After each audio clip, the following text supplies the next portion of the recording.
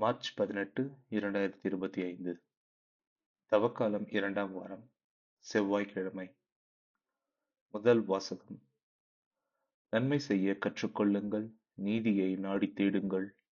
இறைவாக்கினர் எசாயா நூலிலிருந்து வாசகம்.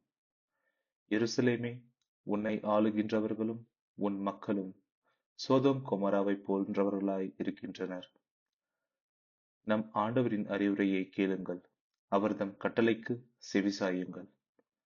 உங்களை கழுவி தூய்மைப்படுத்திக் கொள்ளுங்கள். உங்கள் தீச்செயலை என் திருமுன்னிலையிலிருந்து அகற்றுங்கள். தீமை செய்தலை விட்டொழியுங்கள். நன்மை செய்ய கற்றுக்கொள்ளுங்கள், நீதியை நாடித் தேடுங்கள். ஒடுக்கப்பட்டோருக்கு உதவி செய்யுங்கள், திக்கற்றோருக்கு நீதி வழங்குங்கள். கைம்பெண்ணுக்காக வழக்காடுங்கள். வாருங்கள், இப்பொழுது நாம் வழக்காடுவோம் என்கிறார் ஆண்டவர்.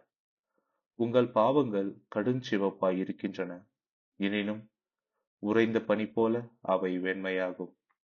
இரத்த நிறமாய் அவை சிவந்திருக்கின்றன, எனினும் பஞ்சை போல் அவை வெண்மையாகும்.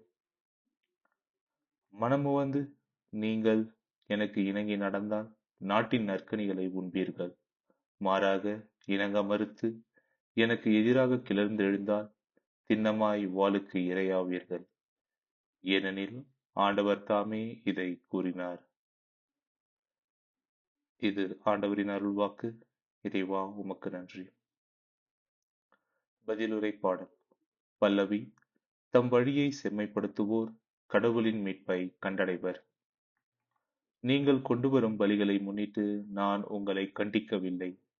உங்கள் எரிபலிகள் எப்போதும் என் முன்னிலையில் உள்ளன. உங்கள் வீட்டின் காளைகளையோ உங்கள் தொழுவத்தின் ஆட்டுக்கிடாய்களையோ நான் ஏற்றுக்கொள்வதில்லை. பல்லவி. தம் வழியை செம்மைப்படுத்துவோர் கடவுளின் மீட்பை கண்டடைவர்.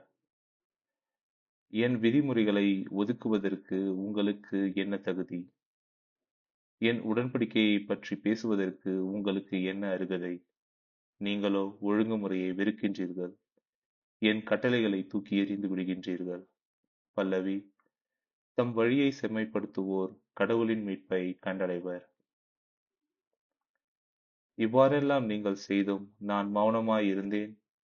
நானும் உங்களைப் போன்றவர் என எண்ணிக்கொண்டீர்கள். ஆனால் இப்பொழுது உங்களை கண்டிக்கின்றேன். உங்கள் குற்றங்களை உங்கள் கண்முன் ஒவ்வொன்றாய் எடுத்துரைக்கின்றேன். நன்றி பலி செலுத்துவோர் என்னை மேன்மைப்படுத்துவர். தம் வழியை செம்மைப்படுத்துவோர் கடவுளாம் நான் அருளும் மீட்பை கண்டடைவர். பல்லவி. தம் வழியை செம்மைப்படுத்துவோர் கடவுளின் மீட்பை கண்டடைவர்.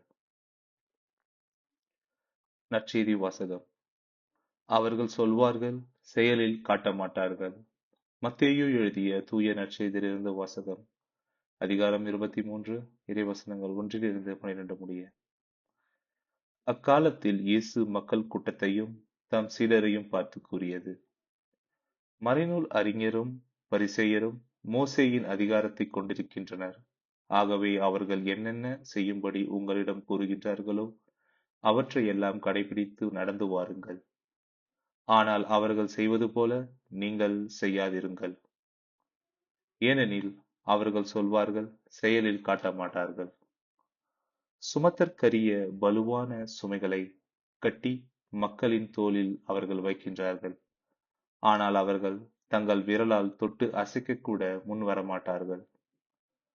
தாங்கள் செய்வதெல்லாம் மக்கள் பார்க்க வேண்டும் என்றே அவர்கள் செய்கின்றார்கள். தங்கள் மறைநூல் வாசக பட்டைகளை அகலமாக்குகின்றார்கள். அங்கியின் குஞ்சங்களை பெரிதாக்குகின்றார்கள். விருந்துகளில் முதன்மையான இடங்களையும் தொழுகை கூடங்களில் முதன்மையான இருக்கைகளையும் விரும்புகின்றார்கள். சந்தை வெளிகளில் மக்கள் தங்களுக்கு வணக்கம் செலுத்துவதையும் ரவி என அழைப்பதையும் விரும்புகின்றார்கள். ஆனால் நீங்கள் ரவி என அழைக்கப்பட வேண்டாம், ஏனெனில் உங்களுக்கு போதகர் ஒருவரே. நீங்கள் யாவரும் சகோதரர் சகோதரிகள். இம்மண்ணுலகில் உள்ள எவரையும் தந்தை என நீங்கள் அழைக்க வேண்டாம், ஏனெனில் உங்கள் தந்தை ஒருவரே, அவர் விண்ணகத்தில் இருக்கின்றார். நீங்கள் ஆசிரியர் எனவும் அழைக்கப்பட வேண்டாம், ஏனெனில் கிறிஸ்து ஒருவரே உங்கள் ஆசிரியர். உங்களுள் பெரியவர் உங்களுக்கு தொண்டராக இருக்க வேண்டும். தம்மைத் தாமே உயர்த்துகிறவர் எவரும் தாழ்த்தப் பெறுவர். தம்மைத் தாமே தாழ்த்துகிறவர் எவரும் உயர்த்தப் பெறுவர். இது ஆண்டவரின் அருள்வாக்கு. கிறிஸ்துவே உமக்கு புகழ்.